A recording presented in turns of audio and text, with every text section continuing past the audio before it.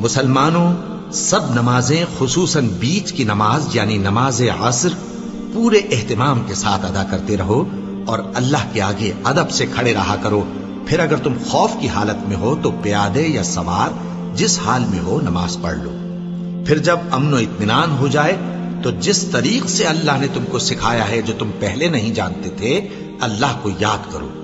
اور جو لوگ تم میں سے مر جائیں اور عورتیں چھوڑ جائیں وہ اپنی عورتوں کے حق میں وصیت کر جائیں کہ ان کو 1 سال تک خرچ دیا جائے اور گھر سے نہ نکالی جائے. ہاں اگر وہ خود گھر سے چلی جائیں اور اپنے حق میں پسندیدہ کام یعنی نکاح کر لے تو تم پر کچھ گناہ نہیں. اور اللہ زبردست ہے، حکمت والا ہے. اور مطلقہ عورتوں کو بھی دستور کے مطابق نان و نفقہ دینا چاہیے. پرہیزگاروں پر یہ بھی حق ہے. اسی طرح اللہ اپنے احکام تمہارے لیے بیان فرماتا ہے تاکہ تم سمجھو. بھلا تم نے ان لوگوں کو نہیں دیکھا جو شمار میں ہزاروں ہی تھے اور موت کے ڈر سے اپنے گھروں سے نکل بھاگے تھے؟ تو اللہ نے ان کو حکم دیا کہ مر جاؤ، پھر ان کو زندہ بھی کر دیا. کچھ شک نہیں کہ اللہ لوگوں پر مہربانی رکھتا ہے، لیکن اکثر لوگ شکر نہیں کرتے. اور مسلمانوں، اللہ کی راہ میں جہاد کرو اور جان رکھو کہ اللہ سب کچھ سنتا ہے، سب کچھ جانتا ہے. کون ہے کہ اللہ کو قرض حسنہ دے کہ وہ اس کے بدلے اس کو کئی گنا زیادہ دے گا؟ اور اللہ ہی روزی کو تنگ کرتا اور وہی اسے کشادہ کرتا ہے، اور تم اسی کی طرف لوٹ کر جاؤ گے. بھلا تم نے بنی اسرائیل کی ایک جماعت کو نہیں دیکھا جس نے موسیٰ کے بعد اپنے پیغمبر سے کہا کہ آپ ہمارے لیے ایک بادشاہ مقرر کر دیں تاکہ ہم اللہ کی راہ میں جہاد کریں؟ پیغمبر نے کہا کہ اگر تم کو جہاد کا حکم دیا جائے تو ایسا تو نہیں کہ لڑنے سے پہلو تہی کرو.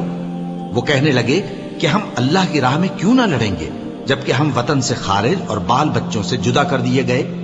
پھر جب ان کو جہاد کا حکم دیا گیا تو چند اشخاص کے سوا سب پھر گئے، اور اللہ ظالموں سے خوب واقف ہے. اور پیغمبر نے ان سے یہ بھی کہا کہ اللہ نے تم پر طالوت کو بادشاہ مقرر فرمایا ہے. وہ بولے کہ اسے ہم پر بادشاہی کا حق کیوں کر ہو سکتا ہے؟ اس سے بڑھ کر بادشاہی کے مستحق تو ہم ہیں، اور اس کے پاس تو بہت سی دولت بھی نہیں. پیغمبر نے کہا کہ اللہ نے اس کو تم پر فضیلت دی ہے اور بادشاہی کے لیے منتخب فرمایا ہے. اس نے اسے علم بھی بہت سا بخشا ہے اور تن و توش بھی بڑا عطا کیا ہے. اور اللہ کو اختیار ہے جسے چاہے بادشاہی بخشے، وہ بڑا کشائش والا ہے، دانا ہے. اور پیغمبر نے ان سے کہا کہ ان کی یعنی طالوت کی بادشاہی کی نشانی یہ ہے کہ تمہارے پاس وہ صندوق آئے گا جس کو فرشتے اٹھائے ہوئے ہوں گے. اس میں تمہارے پروردگار کی طرف سے تسلی بخشنے والی چیز ہوگی اور کچھ اور چیزیں بھی ہوں گی جو موسیٰ اور ہارون چھوڑ گئے تھے. اگر تم ایمان رکھتے ہو تو یہ تمہارے لیے ایک بڑی نشانی ہے. غرض جب طالوت فوجیں لے کر روانہ ہوا تو اس نے ان سے کہا کہ اللہ ایک نہر سے تمہاری آزمائش کرنے والا ہے. جو شخص اس میں سے پانی پی لے گا اس کی نسبت تصور کیا جائے گا کہ وہ میرا نہیں، اور جو نہ پیے گا وہ سمجھا جائے گا کہ میرا ہے. ہاں اگر کوئی ہاتھ سے چلو بھر پانی لے لے تو خیر. جب وہ لوگ نہر پر پہنچے تو چند آدمیوں کے سوا سب نے پانی پی لیا. پھر جب طالوت اور مومن لوگ جو اس کے ساتھ تھے نہر کے پار ہو گئے تو کہنے لگے کہ آج ہم میں جالوت اور اس کے لشکر سے مقابلہ کرنے کی طاقت نہیں.